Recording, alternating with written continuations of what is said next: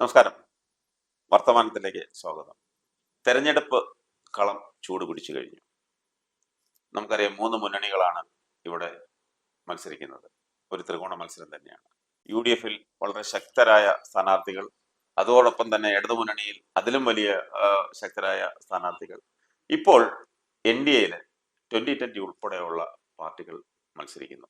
ഏകദേശം 20 സ്ഥാനാർത്ഥികളാണ് 2020-ൽ മത്സരിക്കുന്നത്. അവർക്കും ഇവിടെ കളം പിടിച്ച് പ്രവർത്തിക്കാൻ ഉള്ള ഒരു സാഹചര്യം BJP ഒരുക്കി കൊടുത്തു. അവരെങ്ങനെ ഇതിനെ ഈ തെരഞ്ഞെടുപ്പിൽ അവര് ജനങ്ങളുടെ ഇടയിൽ ചെലുത്താൻ പോകുന്ന സ്വാധീനം അത് എത്രയായിരിക്കും? അല്ല, അവിടെ സ്ഥാനാർത്ഥികളെ ഓടിച്ചിട്ട് പിടിക്കുക. സ്ഥാനാർത്ഥികളെ മത്സരിക്കാമെന്ന് ചോദിച്ച് അതെ, ഈ പിന്നെ ചില കലോത്സവങ്ങളിൽ സമ്മാനം നേടിയവര്, സിനിമയിൽ അഭിനയിച്ചവര്, സീരിയൽ അഭിനയിച്ചവര് അവരുടെയൊക്കെ പിന്നാലെ അടക്കുക. ഇങ്ങനൊരു നല്ല കാലം സ്ഥാനാർത്ഥികൾക്ക് വന്നിട്ടില്ല ശരിക്കും. സാറിന് വേണമെങ്കിൽ ഒരു സ്ഥാനാർത്ഥി ആവാമായിരുന്നു. എനിക്കറിയാം, എന്റെ നാട്ടില് 1-2 മണ്ഡലങ്ങളിൽ, എന്റെ ജില്ലയില് 1-2 മണ്ഡലങ്ങളില് 2020-യുടെ സ്ഥാനാർത്ഥിയുണ്ട്. അവർ ആ സ്ഥാനാർത്ഥി അല്ലാതെ വേറെ ആരുമില്ല. ആ സ്ഥാനാർത്ഥിയെ പോലും അവര് കണ്ടുപിടിച്ചത് എങ്ങനെയോ ആരോ പറഞ്ഞേക്കോ, അതോ ഇവര് പോയി അങ്ങോട്ട് പോയി ചോദിക്കുകയോ എങ്ങനെയാണെന്ന് അറിയില്ല. എന്തായാലും ആ സ്ഥാനാർത്ഥി അല്ലാതെ വേറെ ഒരാൾ പോലും 2020 എന്ന് പറഞ്ഞ അവിടെ ആരുമില്ല. അപ്പൊ ഒരു സംശയം, ഇങ്ങനെ അണികളില്ലാത്ത ഈ സ്ഥാനാർത്ഥികളെ വെച്ച് മത്സരം നടത്തുമ്പോ എന്താണ് ഇതിനകത്ത് BJP-യുടെ ഉദ്ദേശം? ഫൂളറി അല്ലാതെ വേറെ എന്താ? സാബുവിന്റെ ഉദ്ദേശം എന്താണ്? സാബുവിന്റെ ഉദ്ദേശം കാശ് മേടിക്കുക. BJP എന്നതിനേക്കാൾ അപ്പുറത്ത് അദ്ദേഹത്തിന്റെ ബിസിനസ്സുകൾക്ക് ദോഷം വരാതിരിക്കാറുണ്ട്. അല്ല, ബിസിനസ് പല മണ്ഡലങ്ങളിലും പറയുന്നുണ്ട്, ഞങ്ങൾ തെരഞ്ഞെടുപ്പ് കഴിയുമ്പോൾ ഞങ്ങളുടെ മറ്റേ തെരഞ്ഞെടുപ്പ് മാനിഫെസ്റ്റോയുടെ, അതാണ് തെരഞ്ഞെടുപ്പ് വാഗ്ദാനങ്ങൾ, ആ വാഗ്ദാനങ്ങളുടെ ഫലമായി ഞങ്ങൾ കിറ്റക്സിന്റെ ഒരു ഷോറൂം തുറന്നു, അല്ലെങ്കിൽ ഒരു ഫാക്ടറി തുറന്നു എന്ന് പറഞ്ഞാൽ ജോലി വാഗ്ദാനം അല്ലേ? ജോലി വാഗ്ദാനം അല്ലല്ല, ജോലി കൊടുക്കുന്നതല്ല. കിറ്റക്സ് കൊണ്ടുവന്ന് ഞങ്ങളുടെയൊക്കെ നാട്ടിൽ പറയും, ഈ സാബുവിനെ പറയും ജെട്ടി സാബു എന്ന് പറയും. ഇപ്പൊ കിറ്റക്സിന് കൂടുതൽ ജെട്ടിയും അണ്ടർവെയറും കൈലിയൊക്കെയാ. കിറ്റക്സിന്റെ കൈലി ഇതൊക്കെയാ ഉള്ളത്. അപ്പൊ ഇത് എല്ലാവർക്കും, ആ മണ്ഡലത്തിലുള്ളവർക്ക് കൂടുതലായിട്ട് മേടിക്കാൻ ഞാൻ കൂടെ വേറെ പോണ്ടല്ലോ. അപ്പൊ അതിനൊരു ഷോറൂം തുറന്നു. അപ്പൊ എല്ലാവർക്കും ജെട്ടി കൊടുക്കും, എല്ലാവർക്കും കൈലി കൊടുക്കും. ഇതാണ് തെരഞ്ഞെടുപ്പ് വാഗ്ദാനം. സാബുവിനെ സംബന്ധിച്ച് വാസ്തവത്തിൽ ഒരു ഘട്ടത്തിൽ എനിക്ക് കുറച്ച് മതിപ്പുള്ള ഒരാളായിരുന്നു. കാരണം സാബു ഒരു ബിസിനസ്സുകാരനാണെങ്കിലും സാബു ഒരു മാതൃകാ ജനാധിപത്യ സംവിധാനം ഉണ്ടാക്കാൻ ശ്രമം നടത്തി. അവിടെ പഞ്ചായത്തുകളിലൊക്കെ അതിന്റെ ശാസ്ത്രീയ വശവും സാമ്പത്തിക വശവും ഒക്കെ വേറെ ഉണ്ടെങ്കിലും എന്തോ സാബു അവിടെ ചെയ്യുന്നു എന്നുള്ള ഒരു പ്രതീതി ഉണ്ടാക്കാൻ കഴിഞ്ഞിരുന്നു. പക്ഷേ ആ നിലയിൽ സാബുവിനോടൊരു മതിപ്പും ഉണ്ടായിരുന്നു ആളുകൾക്ക്. അതുകൊണ്ടാണല്ലോ സാബുവിന്റെ ഈ പാർട്ടിക്ക് അവിടെ ഒരു പേരോട്ടം ഉണ്ടായതും അവിടുത്തെ പഞ്ചായത്തും മുനിസിപ്പാലിറ്റിയും ഒക്കെ പിടിച്ചെടുക്കാനും കഴിഞ്ഞത്. നിയമസഭാ തെരഞ്ഞെടുപ്പിൽ ജയിച്ചില്ലെങ്കിലും കുറെ വോട്ടൊക്കെ പിടിച്ചു. പക്ഷെ ഇപ്പോൾ അതൊരു കോമാളി വേഷമായി പോയി എന്ന് എനിക്ക് തോന്നുന്നു. വെറും കോമാളി എന്ന് പറഞ്ഞ വെറും കോമാളി. ഇതിനകത്തൊരു സംഗതിയുണ്ട്. BJP കേന്ദ്രത്തിൽ നിന്ന് നല്ല ഓരോ സ്ഥാനാർത്ഥികൾക്കും കോടികളാണ് ഇവിടെ ഒഴുക്കുന്നത് മണ്ഡലങ്ങളിലേക്ക്. അപ്പൊ ആ പൈസ ഇവിടെ 150 മണ്ഡലങ്ങളിലേക്കും 150 മണ്ഡലങ്ങളിലും NDA-യുടെ സ്ഥാനാർത്ഥികളുണ്ട്. സാബു ചോദിക്കാതെ തന്നെ സാബുവിന് 10-20 സീറ്റ് അവർ കൊടുത്തു, 20 മണ്ഡലങ്ങൾ. അപ്പൊ ഈ 20 മണ്ഡലങ്ങളിലും BJP-യുടെ കേന്ദ്ര ഫണ്ടിൽ നിന്ന് കാശ് കൂടെ വരുന്നുണ്ട്, കോടികളാണ് വരുന്നത്, ഇവിടെ കോടികളാണ് ഒഴുക്കുന്നത്. അപ്പൊ ഈ സ്ഥാനാർത്ഥികൾക്ക് കിട്ടും, അതിൽ കുറെയൊക്കെ ചെലവാക്കും, ബാക്കി അവരുടെ പോക്കറ്റ് വെക്കും. അല്ല, ഇതിനകത്തൊരു രാഷ്ട്രീയ വശമുണ്ട്. അതായത് BJP മണ്ഡലങ്ങളിലേക്കാണെന്നോ ഫുളറിയാണെന്നോ ഞാൻ കരുതുന്നില്ല. BJP-യെ സംബന്ധിച്ച് വ്യക്തമായ ലക്ഷ്യമുണ്ട്. അവര് മാർക്ക് ചെയ്തിരിക്കുന്ന ചില മണ്ഡലങ്ങളുണ്ട്, അല്ല അവര് സ്ഥാനാർത്ഥികളെ സീരിയസ് ആയിട്ട് മത്സരിപ്പിക്കുന്ന ചില മണ്ഡലങ്ങളുണ്ട്. അതിനവർ വേണ്ട ഡീലൊക്കെ നടത്തിയിട്ടുണ്ട്. പകരം അവർക്ക് എല്ലാ സീറ്റിലും അവർക്ക് മത്സരിക്കാൻ പറ്റത്തില്ല, എല്ലാ സീറ്റിലും അവർക്ക് ആവശ്യമില്ല. ഇപ്പൊ എല്ലാ സീറ്റിലും മത്സരിച്ചിട്ട് കാര്യമില്ല. അപ്പം ഒരു കോമിക് റിലീഫ് വേണമല്ലോ. ഏത് സീരിയസ് കാര്യങ്ങൾക്കും നല്ല ഈ ട്രാജഡി, ഷേക്സ്പിയറിന്റെ ട്രാജഡികൾ, നാടകങ്ങളിലൊക്കെ, പ്രത്യേകിച്ച് ട്രാജഡികളിലൊക്കെ ഒരു കോമിക് കഥാപാത്രം ഉണ്ടാവും. എന്ന് പറഞ്ഞതുപോലെ ഒരു കോമിക് റിലീഫിന് വേണ്ടി ഒരു 10 സീറ്റ് അവിടെ ഇട്ട് കൊടുത്തിരിക്കുകയാണ്. അവിടെ അവർ കിടന്ന് മത്സരിച്ച് തോറ്റോട്ടെ, പക്ഷെ ആ നാടകം അങ്ങ് നടന്നോട്ടെ എന്നുള്ളതാണ്. ബാക്കിയുള്ളടത്ത് അവരവരുടെ മത്സരം നടത്തുന്നുണ്ട്. അങ്ങനെയാണെങ്കിൽ ഇവിടെ BJP-ക്ക് സാറ് പറഞ്ഞ അനുസരിച്ച് BJP-ക്ക് ഇവിടെ ഒരു അക്കൗണ്ട് ഇപ്പൊ ഇത്തവണ ഓപ്പൺ ചെയ്യൂ നിയമസഭയില്, ഈ നിയമസഭാ തെരഞ്ഞെടുപ്പിൽ? ഓപ്പൺ ചെയ്യുമോ ഇല്ലയോ എന്ന് ചോദിച്ചു കഴിഞ്ഞാൽ ഓപ്പൺ ചെയ്യാൻ സാധ്യതയുള്ളതെന്ന് എനിക്ക് പറയാൻ പറ്റുള്ളൂ. ഓപ്പൺ ചെയ്യുമെന്ന് ഞാൻ പറയത്തില്ല. ഓപ്പൺ ചെയ്യാൻ സാധ്യത എങ്ങനെ കണക്കാക്കാം? സാധ്യത കഴിഞ്ഞ പാർലമെന്റ് ഇലക്ഷന്റെയും കഴിഞ്ഞ മുനിസിപ്പൽ കോർപ്പറേഷൻ ഇലക്ഷന്റെ ഒക്കെ പശ്ചാത്തലത്തിലാണ് പറയുന്നത്. അവ- ആ- ബി ആ ജെ പിക്ക് പശ്ചാ- ബി ആ ജെ പിക്ക് അല്ലല്ല അവിടെ വെച്ച് നോക്കിയേക്കാം ആ പശ്ചാത്തലം എങ്ങനെ മനസ്സിലാക്കും? കാരണം ആ കഴിഞ്ഞ പാർലമെന്റ് തെരഞ്ഞെടുപ്പിന്റെ സമയത്ത് കെ സുരേന്ദ്രനായിരുന്നു പാർട്ടിയുടെ ഇവിടുത്തെ സംസ്ഥാന പ്രസിഡന്റ്. ആ സുരേന്ദ്രൻ കഴിഞ്ഞ 3-4 വർഷമായി പണിയെടുത്തതിന്റെ ഭാഗമായി കഴിഞ്ഞ പാർലമെന്റ് തെരഞ്ഞെടുപ്പിൽ BJPക്ക് 20% വോട്ട് ഷെയർ ഉണ്ടായിരുന്നു പല മണ്ഡലങ്ങളിലും എല്ലാ മണ്ഡലങ്ങളിലും അല്ല, പല മണ്ഡലങ്ങളിലും മൊത്തത്തിൽ എടുക്കുമ്പോൾ 20% വോട്ട് ഷെയർ BJPക്ക് ഉണ്ടായിരുന്നു കഴിഞ്ഞ പാർലമെന്റ് തെരഞ്ഞെടുപ്പിൽ. പഞ്ചായത്ത് തെരഞ്ഞെടുപ്പ് വന്നപ്പോഴത്തേന് അത് 14% കുറഞ്ഞു. ഇല്ല, പാർലമെന്റ് തെരഞ്ഞെടുപ്പും അപ്പൊ ഈ രണ്ട് തെരഞ്ഞെടുപ്പ് കൂടെ മനസ്സിലാക്കുമ്പോൾ, ഈ വോട്ട് ഷെയർ മനസ്സിലാക്കുമ്പോൾ എങ്ങനെ അങ്ങേക്ക് പറയാൻ പറ്റും BJPയുടെ അക്കൗണ്ട് ഓപ്പൺ ചെയ്യുമെന്ന്? അല്ലല്ല, BJP അക്കൗണ്ട് ഓപ്പൺ ചെയ്യുമെന്ന് പറയുന്നതിന്റെ കാര്യം ഈ ഒരു ഈ പുതിയ പുതിയ സാഹചര്യങ്ങളിൽ ഈ പുതിയ പുതിയ വിഷയങ്ങളാണ് വരുന്നത്. ഇപ്പൊ അവരെ സംബന്ധിച്ച് അവർക്ക് കഴിഞ്ഞ പാർലമെന്റ് തെരഞ്ഞെടുപ്പിൽ അവർക്കുണ്ടായ ആ ഒരു മുന്നേറ്റം ഉണ്ടല്ലോ, അത് ചില പഞ്ചായത്തുകളിൽ അവർക്ക് ഇപ്പൊ നിലനിർത്താൻ പറ്റി, കോർപ്പറേഷനിലെ ചില മണ്ഡലങ്ങളിൽ അവർക്ക് നിലനിർത്താൻ പറ്റിയിട്ടുണ്ട്. അത് ലേറ്റസ്റ്റ് ആയിട്ടുള്ള ഒരു വികാരമല്ലേ കാണിക്കുന്ന ആളുകളുടെ. അപ്പൊ അത് ജനഹിതമല്ല എന്ന് പറയാൻ പറ്റത്തില്ല. അത് പഞ്ചായത്ത് തെരഞ്ഞെടുപ്പിൽ ഉണ്ടായ ഒരു വികാരത്തിന് തികച്ചും വ്യത്യസ്തമായ ഒരു വികാരം ഉടനെ നടക്കുന്ന ഈ നിയമസഭാ തെരഞ്ഞെടുപ്പിൽ ഉണ്ടാവണം നിർബന്ധമില്ല. അതുകൊണ്ടാണ് ഞാൻ പറയുന്നത്, തിരുവനന്തപുരത്ത് അവരതിനുവേണ്ടി എല്ലാ ശ്രമവും നടത്തുകയാണ്. അവരതിന്റെ കൂടെ തന്നെ ചില ഡീലുകളൊക്കെ നടത്തിക്കൊണ്ട് 1-2 മണ്ഡലങ്ങളിൽ ജയിക്കാനുള്ള ശ്രമം അവർ നടത്തിക്കൊണ്ടിരിക്കുന്നുണ്ട്. അത് കഴിഞ്ഞ പാർലമെന്റിൽ ഇത്ര 20% കിട്ടിയല്ലോ, അതുകൊണ്ട് അത് ഈ അസംബ്ലി വന്നപ്പോൾ അത് ഇത്ര ആയല്ലോ, കുറഞ്ഞല്ലോ എന്ന് പറഞ്ഞ് കമ്പയർ ചെയ്തിട്ട് കാര്യമൊന്നുമില്ല. ഇത്തവണത്തെ ലോക്കൽ ബോഡി ഇലക്ഷനും അതിനുശേഷം നടക്കുന്ന നിയമസഭാ ഇലക്ഷനും തമ്മിലാണ് കമ്പയർ ചെയ്യേണ്ടത്. ഈ കഴിഞ്ഞ ഏറ്റവും ലേറ്റസ്റ്റ് ആയിട്ട് നടന്ന കഴിഞ്ഞ മാസം നടന്ന 2 മാസം മുമ്പ് നടന്ന പഞ്ചായത്ത് തെരഞ്ഞെടുപ്പ് തദ്ദേശ സ്വയംഭരണ സ്ഥാപനങ്ങളിലേക്കാണ് തെരഞ്ഞെടുപ്പിൽ. അപ്പൊ അവർക്ക് ഒരു ചരിത്ര വിജയം നേടിയതെന്നാണ് തിരുവനന്തപുരം കോർപ്പറേഷനിലാണ്. 50 സീറ്റിൽ അവർ ജയിച്ചു. 50 സീറ്റിൽ ജയിച്ചു. അതെ. ഈ 50 സീറ്റിൽ ജയിച്ച ആ പാർട്ടിക്ക് അതിൽ കൂടുതൽ നേമവും വട്ടിയൂർക്കാവും കഴക്കൂട്ടം തിരുവനന്തപുരം സെൻട്രൽ ഇവിടെ ഇങ്ങനെ വ്യാപിച്ചു കിടക്കുന്ന വാർഡുകളിലാണ്, ഡിവിഷനുകളിലാണ് അവർ ജയിച്ചത്. അപ്പൊ അതില് നേമം ഡിവിഷനിലാണ് സംസ്ഥാന പ്രസിഡന്റ്, BJPയുടെ സംസ്ഥാന പ്രസിഡന്റ് രാജീവ് ചന്ദ്രശേഖർ കഴിഞ്ഞ പാർലമെന്റ് തെരഞ്ഞെടുപ്പിലെ തിരുവനന്തപുരത്തെ സ്ഥാനാർത്ഥിയായിരുന്ന ശശി തരൂരിനെതിരെ മത്സരിച്ച രാജീവ് ചന്ദ്രശേഖറാണ് ഇപ്പൊ നേമത്തെ സ്ഥാനാർത്ഥി. ആ നേമത്ത് UDFന് വേണ്ടി മത്സരിക്കുന്നത് രാജീവ് ചന്ദ്രശേഖരനോട് എതിരായിട്ട് മത്സരിക്കുന്ന രാജീവ് ചന്ദ്രശേഖരനെ നേരിടുന്നത് UDFന്റെ സ്ഥാനാർത്ഥി കോൺഗ്രസിലെ ശബരിനാഥാണ്. ശബരിനാഥ് മുൻ MLA ആണ്. ശബരിനാഥ് ഇപ്പോഴത്തെ കോർപ്പറേഷൻ കൗൺസിലറാണ്.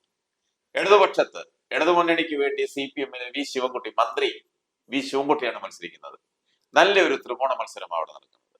അവിടെ രാജീവ് ചന്ദ്രശേഖർ വിജയിക്കുമെന്ന് അങ്ങേക്ക് എങ്ങനെ പറയാൻ സാധിക്കും? രാജീവ് ചന്ദ്രശേഖർ വിജയിക്കുമെന്ന് ഞാൻ പറഞ്ഞില്ലല്ലോ. ഞാൻ പറഞ്ഞത് വിജയ സാധ്യതയുള്ള മണ്ഡലങ്ങൾ ചിലതുണ്ടെന്നേ പറഞ്ഞുള്ളൂ.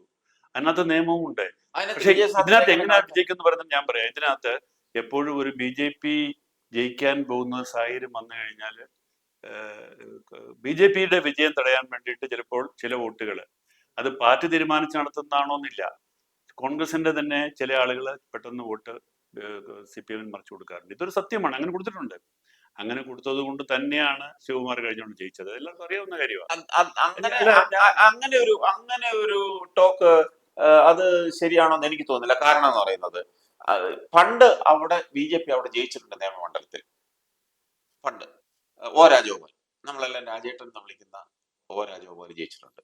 ഈ രാജേട്ടൻ അന്ന് അവിടെ ജയിച്ചതിന്റെ പിന്നെ വളരെ വ്യക്തമല്ലേ, രാജേട്ടന്റെ വ്യക്തിപരമായ വോട്ടായിരുന്നു രാജേട്ടനോട്. അതെ, സമ്മതിച്ചു. ആ വ്യക്തിപരമായ വോട്ട് പ്ലസ് അവിടെ അന്നത്തെ UDF സ്ഥാനാർത്ഥി വി സുരേന്ദ്രപിള്ളയായിരുന്നു. അതെ, ജനതാദളിന്റെ വീക്കായിരുന്നു. അപ്പൊ ഒരു വീക്ക് സ്ഥാനാർത്ഥി. അപ്പൊ അവിടെ ആ UDFന്റെ സ്ഥാനാർത്ഥി വീക്ക് ആയതുകൊണ്ട് ആ UDFന്റെ വോട്ടുകളിൽ, പ്രത്യേകിച്ച് കോൺഗ്രസിന്റെ വോട്ടുകൾ, UDFന്റെ വോട്ട് എന്ന് പറഞ്ഞാൽ അവിടെ കോൺഗ്രസേ ഉള്ളൂ, വേറെ ആരുടെയും മുമ്പിൽ അവിടെ വളരെ പരിമിതമായ, അവിടെ ലീഗിനൊക്കെ വളരെ ചെറിയ വോട്ടേ ഉള്ളൂ. ഈ വോട്ടുകൾ എൻ ബ്ലോക്ക് ആയിട്ട് രാജേട്ടന് വീണു. അതുകൊണ്ടാണ് അവിടെ രാജേട്ടൻ ജയിച്ചത്. കഴിഞ്ഞ തവണ എന്താ സംഭവിച്ചത്? കുമ്മനം രാജശേഖരനായിരുന്നു അവിടുത്തെ സ്ഥാനാർത്ഥി. കഴിഞ്ഞ തവണ കുമ്മനം രാജശേഖരൻ BJPക്ക് നിർത്താൻ പറ്റിയ ഏറ്റവും നല്ല സ്ഥാനാർത്ഥിയായിരുന്നു കുമ്മനം രാജശേഖരൻ ആയിരുന്നു. അപ്പോ കുമ്മനം രാജശേഖരൻ പിടിച്ചത് അവരുടെ BJP പിടിച്ച വോട്ടില് കഴിഞ്ഞ പ്രാവശ്യം മത്സരിച്ചത് കെ മുരളീധരനായിരുന്നു. കോൺഗ്രസിന്റെ കെ മുരളീധരനായിരുന്നു UDFന്റെ സ്ഥാനാർത്ഥി. ശിവൻകുട്ടി LDFന്റെ സ്ഥാനാർത്ഥി CPMന്റെ. അപ്പൊ അവിടെ ശിവൻകുട്ടി ജയിച്ചത് UDF-ന്റെ കോൺഗ്രസിന്റെ യഥാർത്ഥ വോട്ടുകൾ കെ മുരളീധരൻ പിടിച്ചു. 99% കോൺഗ്രസിന്റെ വോട്ടും അദ്ദേഹം പിടിച്ചു. അപ്പോഴത്തേനും ഇവിടെ BJP-യുടെ സാധ്യത മങ്ങി. പണ്ട് കിട്ടിക്കൊണ്ടിരുന്നത് കോൺഗ്രസിന്റെ വോട്ട് കൊണ്ടാണ് BJP അവിടെ ജയിച്ചത്. കാലാകാലങ്ങളിൽ അങ്ങനെ എവിടെ നമ്മൾ ആ ഒരു സ്ട്രാറ്റജി, നമ്മൾ ആ ഒരു രസതന്ത്രം, നമ്മൾ ആ ഒരു കെമിസ്ട്രി നമ്മൾ എവിടെ ഒക്കെ വർക്കൗട്ട് ആവുന്നു, നമ്മൾ രാജ്യത്തെ മൊത്തം നോർത്ത് ഇന്ത്യയിലൊക്കെ നോക്കിയാൽ മതി. കോൺഗ്രസ് എവിടെ വീക്ക് ആവുന്നു അവിടെ BJP വളരും, BJP അവിടെ വോട്ട് നേടും. CPM-ന്റെയും ഇടതുപക്ഷ മുന്നണിയുടെയും വോട്ട് ഒരു പരിധി വരെ അവരുടെ പെട്ടി തന്നെ വീഴും. ഇത് പഴയ കഥ. ഇപ്പൊ സ്ഥിതി മാറിയിട്ടുണ്ട്. ഇപ്പോൾ നിങ്ങൾ ഈ പറയുന്നത് വളരെ ശരിയാണ്. ഒരു കഴിഞ്ഞ നിയമസഭാ തെരഞ്ഞെടുപ്പ് വരെയുള്ള ഒരു ചിത്രം അതായിരുന്നു. കോൺഗ്രസിന്റെ വോട്ട് എവിടെ കുറയുന്നു അവിടെ BJP-ക്ക് ശക്തി വർദ്ധിക്കുകയായിരുന്നു. പക്ഷെ ഇപ്പോൾ CPM-ന്റെ വോട്ടും BJP-ക്ക് പോകുന്നുണ്ട്. CPM-ന്റെ വോട്ട് എന്ന് പറയുമ്പോൾ CPM-ന്റെ അടിത്തറ ഒരുക്കുന്ന ഒരു സമുദായം ഉണ്ടല്ലോ, ആ സമുദായത്തിന്റെ വോട്ടിൽ വോട്ട് ചോർച്ചുണ്ടെന്നുള്ള സത്വതയിൽ തിരുവനന്തപുരത്ത് തന്നെ എത്ര ഉദാഹരണങ്ങളുണ്ട്. ഇവിടുത്തെ ഈഴവ സമുദായം ഈഴവ സമുദായം മാർക്സിസ്റ്റ് പാർട്ടിയെ, കമ്മ്യൂണിസ്റ്റ് പാർട്ടിയെ താങ്ങി നിർത്തുന്ന ഒരു സമുദായമാണ് ഈഴവ സമുദായം. ശരി, സമ്മതിച്ചു. ആ ഈഴവ സമുദായത്തിൽ നിന്ന് അങ്ങനെയാണെങ്കിൽ ഇവിടെ BDJS-ന്റെ സ്ഥാനാർത്ഥികൾ മുഴുവൻ ജയിക്കട്ടെ. അല്ല, BDJS-ന്റെ സ്ഥാനാർത്ഥികൾ BJP മുന്നണി BJP CPM-ന്റെ വോട്ടുകള് BDJS-ന് പോകുന്നതാണോ നിങ്ങൾ കരുതുന്നത്? അങ്ങനെ കരുതണ്ട. CPM-ന്റെ വോട്ടുകൾ പോകുന്നത് BJP-ക്കാണ് പോകുന്നത്. BDJS-നോട് അവർക്കൊരു താല്പര്യവും ഇല്ല. അവരുടെ പ്രതിനിധിയല്ലേ? ആ പ്രതിനിധിയായിട്ട് അവർ കണക്കാക്കിയിട്ടില്ല. അങ്ങനെ കണക്കാക്കിയിട്ടില്ല. അവരെല്ലാവരും ഒന്നും കണക്കാക്കിയിട്ടൊന്നുമില്ല. അതൊരു ചെറിയ ഗ്രൂപ്പേ ഉണ്ടാവുള്ളൂ. CPM-ന്റെ വോട്ട്, അവരുടെ അടിസ്ഥാന വോട്ടുകൾ ഇപ്പോഴത്തെ അടുത്ത കാലത്തുണ്ടായ രാഷ്ട്രീയ മാറ്റം അതാണല്ലോ. എന്തുകൊണ്ടാണ് ഇതുവരെ മുസ്ലിങ്ങളെ കാര്യമായി പ്രീണിപ്പിച്ചുകൊണ്ടിരുന്ന CPM അത് വിട്ടിട്ട് ഭൂരിപക്ഷ സമുദായത്തെ പ്രീണിപ്പിക്കാൻ വേണ്ടിയുള്ള ശ്രമം നടത്തിയത്? എന്തുകൊണ്ടാണ് ഈ അയ്യപ്പ സംഗമം നടത്തിയത്? വ്യക്തമല്ല, അവരുടെ നയത്തിലുണ്ടാകുന്ന മാറ്റമാണത്. കാരണം അവരവരുടെ അടിസ്ഥാന വോട്ടുകളെ പിടിച്ചു നിർത്താൻ ശ്രമിക്കുകയായിരുന്നു. നമുക്കറിയാം, കഴിഞ്ഞ തെരഞ്ഞെടുപ്പിൽ ഇവിടുത്തെ മതന്യൂനപക്ഷങ്ങൾ, ഇവിടുത്തെ ക്രൈസ്തവ സമുദായം, ഇവിടുത്തെ മുസ്ലിം സമുദായം ഒക്കെ ഇടതുപക്ഷ മുന്നണിയെ അവര് പിന്താങ്ങി, നല്ലോണം സപ്പോർട്ട് ചെയ്തു. അതുകൊണ്ടാണ് രണ്ടാം പിണറായി സർക്കാർ ഇവിടെ വന്നതിന്റെ ഒരു അടിസ്ഥാന കാരണം അങ്ങനെ, ബേസിക് ആ ഒരു കാരണം അതാണ്. പക്ഷെ ഇപ്പോൾ കഴിഞ്ഞ പഞ്ചായത്ത് തെരഞ്ഞെടുപ്പിൽ നമ്മൾ കണ്ടത് ഈ മതന്യൂനപക്ഷങ്ങൾ, ഇവിടുത്തെ ന്യൂനപക്ഷങ്ങൾ, കേരളത്തിലെ ന്യൂനപക്ഷങ്ങൾ എന്ന് അറിയപ്പെടുന്ന ക്രൈസ്തവരും മുസ്ലിങ്ങളും ഉൾപ്പെടെയുള്ള ന്യൂനപക്ഷങ്ങളും ഭൂരിപക്ഷ സമുദായങ്ങളും ഒരു പരിധി വരെ സപ്പോർട്ട് ചെയ്തത് UDF-നെ. അല്ല, അത് തന്നെയാണല്ലോ മാറ്റം. അത് തന്നെയാണല്ലോ ഇപ്പൊ അടുത്ത തവണ UDF അധികാരം. BJP-യിലേക്ക് പോകുന്നില്ലല്ലോ. അല്ലല്ല, BJP-യിലേക്ക് പോകാനുള്ളത് പോകുന്നുണ്ട്. ഞാൻ പറഞ്ഞത് CPM-ന്റെ അടിസ്ഥാന വോട്ടുകളിൽ ഒരു ഭാഗം BJP-യിലേക്ക് ചോർന്നു എന്ന് അവർ കണ്ടെത്തിയിട്ടുണ്ട്. ആ കണ്ടെത്തലിന്റെ ഭാഗമായിട്ടാണ് അവരുടെ മുസ്ലിം പ്രീണനം അവസാനിപ്പിച്ചത്. മുസ്ലിം പ്രീണനം അവരുണ്ടായിരുന്ന ഈ നേരത്തെ പറഞ്ഞത് തന്നെ, കഴിഞ്ഞ തെരഞ്ഞെടുപ്പിൽ മുസ്ലിങ്ങളുടെ ഒരു ഭാഗം ഇടതുപക്ഷത്തിന്റെ കൂടിയായിരുന്നു. അതുകൊണ്ടാണ് അത്രയും വലിയ വിജയം ഉണ്ടാക്കിയത്. കഴിഞ്ഞ 30 ഇലക്ഷനിൽ അതായിരുന്നു. ഇത്തവണ അത് ഉണ്ടാവില്ല. എന്തുകൊണ്ടാണ് മലബാറില്, പ്രത്യേകിച്ച് കണ്ണൂര്, കോഴിക്കോട് മണ്ഡലങ്ങളില് കാര്യമായ ഒരു ചോർച്ച, കാര്യമായിട്ട് ഇടതുപക്ഷത്തിനൊരു വീഴ്ച ഉണ്ടാവും എന്ന് കരുതുന്നത്? കഴിഞ്ഞ ഇലക്ഷനിൽ, ലോക്കൽ ബോഡി ഇലക്ഷനിൽ പ്രതിഫലിച്ചല്ലോ. അതുണ്ടാകുന്നത് എന്തുകൊണ്ടാണ്? മുസ്ലിം വോട്ടുകൾ എൻ ബ്ലോക്ക് ആയിട്ട് UDF-ന്റെ കൂടെ നിൽക്കുന്നുള്ളത് കൊണ്ട് തന്നെയാണ്. ആ മാറ്റം മലബാർ ഏരിയയിലും മുസ്ലിം ഏരിയയിലുമാണ്. ഇവിടുത്തെ മുസ്ലിം കേന്ദ്രങ്ങളിലൊക്കെ അതിന്റെ പ്രതിഫലനം ഇത്തവണത്തെ തെരഞ്ഞെടുപ്പിൽ കാണും. അതിന് ബദലായിട്ട് അവര് ഈ ഭൂരിപക്ഷ വോട്ടുകളെ ഏകീകരിക്കാനുള്ള അല്ലെങ്കിൽ പിടിച്ചു നിർത്താനുള്ള ശ്രമമാണ് അവർ നടത്തുന്നത്. ആ സത്യം അവിടെ നിലനിൽപ്പുണ്ട്. അതിന്റെ പുറത്താണ്, അതിന്റെ പെരിഫറിയിൽ മാത്രമാണ് ഈ പറയുന്ന ഈ കളികളൊക്കെ നടക്കുന്നത്. ഈ തർക്കവും വാഗ്വാദവും ഈ രാഷ്ട്രീയമൊക്കെ നടക്കുന്നത്. അടിസ്ഥാനപരമായിട്ട് സാമുദായികമായിട്ടുള്ള ഒരു ചേരിതിരിവിടെ സംഭവിക്കുന്നുണ്ട്. ഏതായാലും നമുക്ക് കാത്തിരിക്കാം. അത് ഏറ്റവും കുറച്ച് മാത്രം ബാധിക്കേണ്ട ഒരു പാർട്ടിയാണ് CPM. പക്ഷെ CPM-നെ പോലും അത് പിടിച്ചുലയ്ക്കുന്നു എന്നുള്ളതാണ് കഴിഞ്ഞ ഏതാനും മാസങ്ങളായിട്ട് നമ്മൾ കണ്ടുകൊണ്ടിരിക്കുന്നത്. അത് തീർച്ചയായിട്ടും മണ്ഡലം വൈസ് നമ്മൾ അനലൈസ് ചെയ്ത് നോക്കിയോ. അടുത്ത ഇലക്ഷൻ കഴിഞ്ഞിട്ട് വിജയം നമുക്കിവിടെ ചർച്ച ചെയ്യാം. ഓരോ മണ്ഡലം എടുത്ത് നോക്കാം, എങ്ങനെ വോട്ടുകൾ മാറി മറിഞ്ഞു എന്ന്. അപ്പൊ എങ്ങനെയാണ് അത് UDF-ന് അനുകൂലമായിട്ട് മാറിയത്, എവിടെയൊക്കെയാണ് BJP-ക്ക് അനുകൂലമായിട്ട് മാറിയത് എന്നതൊക്കെ പരിശോധിക്കാം. പക്ഷെ അപ്പോഴും BJP ഒരു വലിയൊരു മുന്നേറ്റത്തോടെ നടത്തില്ല എന്നുള്ള സത്യവും നിലനിൽക്കുന്നു. കാരണം അത് ഈ പറയുന്ന മാറ്റങ്ങളൊക്കെ വരുമ്പോഴും കേരളത്തിലെ പൊതുസമൂഹത്തിന്റെ മനസ്സ് BJP-ക്ക് അനുകൂലമല്ല. BJPക്ക് അനുകൂലമായിട്ട് കുറെ വോട്ടുകൾ നിൽപ്പുണ്ട്. അത് കുറച്ച് അവർ വർദ്ധിപ്പിച്ചു, അവർ ഗ്രാജുവലായിട്ട് വർദ്ധിപ്പിച്ചുകൊണ്ടിരിക്കുന്നു. പക്ഷെ പെട്ടെന്നൊരു മാറ്റം ഉണ്ടാവില്ല, പെട്ടെന്ന് ഒരു മുന്നേറ്റം BJPക്ക് ഉണ്ടാവില്ല. അടുത്ത തെരഞ്ഞെടുപ്പിൽ BJP കാര്യമായ മുന്നേറ്റമൊന്നും കേരളത്തിൽ നടത്താൻ പോകുന്നില്ല. ചിലപ്പോൾ പേരിലാവുന്ന 1-2 സീറ്റ് കിട്ടിയേക്കും, അത്രമാത്രം ഞാൻ കാണുന്നുള്ളൂ. ഏതായാലും നമുക്ക് കാത്തിരിക്കാം. ഈ ഒരു അഭിപ്രായം നമുക്ക് മനസ്സിൽ വെക്കാം, നമുക്ക് കാത്തിരിക്കാം. ഏതായാലും ഫലം വരട്ടെ. നമുക്കിപ്പം 9-ാം തീയതി ഇനിയിപ്പം കഴിയുമ്പോൾ തെരഞ്ഞെടുപ്പ് നമുക്ക് മുറുകയാണ്, പ്രചാരണം ശക്തിപ്പെടുകയാണ്. ഇപ്പം കൊച്ചു കൊച്ചു വർത്തമാനങ്ങൾ പറഞ്ഞു അങ്ങോട്ടും ഇങ്ങോട്ടും പിന്നെ ചീത്തപ്പേര് വിളിച്ചു നോക്കിയ ആളുകളുടെ സമയം കളയുകയാണ്. അത് കഴിയുമ്പോൾ ഇനി കാര്യമായ തെരഞ്ഞെടുപ്പ് വരുമ്പോഴത്തേക്ക് യഥാർത്ഥ രാഷ്ട്രീയ വിഷയങ്ങൾ പറഞ്ഞു. ഇപ്പം രാഷ്ട്രീയ വിഷയങ്ങളൊന്നും ആരും ചർച്ച ചെയ്യുന്നില്ലല്ലോ, അതിലേക്ക് വരികയാണ്. അത് വരുമ്പോൾ ഈ പറഞ്ഞ കാര്യങ്ങളൊക്കെ അതിനകത്ത് പ്രതിഫലിക്കും. വരും ദിവസങ്ങളിൽ കളം നോക്കുമ്പോൾ അതെല്ലാം ഉണ്ടാവും. എല്ലാം ഉണ്ടാവും.